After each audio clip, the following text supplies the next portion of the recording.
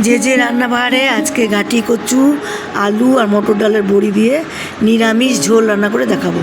তার জন্য কচুগুলো বেশ একটু বড় বড় করে কেটে নিয়ে ধুয়ে রেখেছি, আলুও বড় বড় করে কেটে আলাদা করে ধুয়ে রেখেছি। আর মশলার জন্যে শিলে আজকে বেটে রান্না করব। তার জন্য আমি শিলের মধ্যে নিয়েছি ধনে, জিরে, মৌরি আর শুকনো লঙ্কা। ওটাকে বেশ ভালো করে মিহি করে বেটে নেব। আর মিহি করে বাটা হয়ে যাওয়ার পরেও তো 1 চামচ সর্ষে দিয়ে সর্ষেটাও ওর মধ্যে বেটে নেব, কারণ সর্ষে দিলে টেস্টটা আরও ভালো হবে। তারপরে ওই বাটনাটা আমি বাটির মধ্যে তুলে রাখবো এবং শিল ধোয়া জলটাও তুলে নেব বাটির মধ্যে মশলার সঙ্গে। এবার গ্যাসের মধ্যে কড়াই বসিয়ে সর্ষের তেল দেবো। সর্ষের তেলটা গরম হলে আলুগুলো প্রথমে দেবো।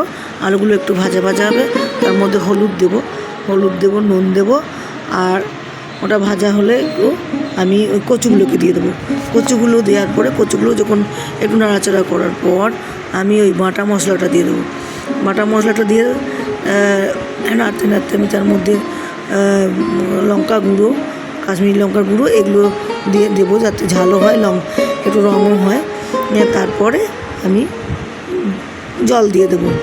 জল দিয়ে ঢাকা দিয়ে বসিয়ে দেবো, কারণ কচু আলু সেদ্ধ হতে একটু সময় লাগবে। তারপর অন্যদিকে একটা ফ্রাই প্যানের মধ্যে আমি সর্ষের তেল দিয়ে কিছুটা বড়ি, মটর ডালের ছোটো ছোটো বড়ি, সেগুলোকে ভেজে তুলে রাখবো। তারপর ওই তেলটার মধ্যে আর একটু সামান্য তেল দিয়ে সেটা একটা শুকনো লঙ্কা, তেজপাতা, জিরে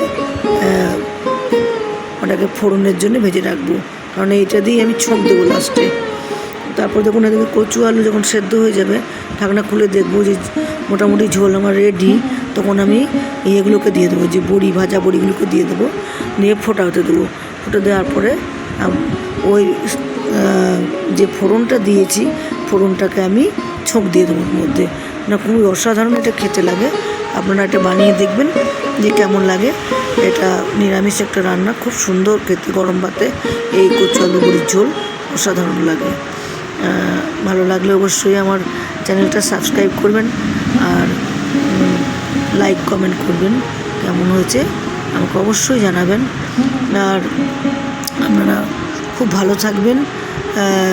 রান্নাগুলো কেমন হচ্ছে, নিত্য নতুন রেসিপি দেখতে ওপরে যে সাদা সাবস্ক্রাইব লেখা আছে ওটাকে ক্লিক করবেন আর বেল আইকনটা টিপে দেবেন, তাহলে আমার রান্নাগুলো আপনারা রোজ দেখতে পারবেন।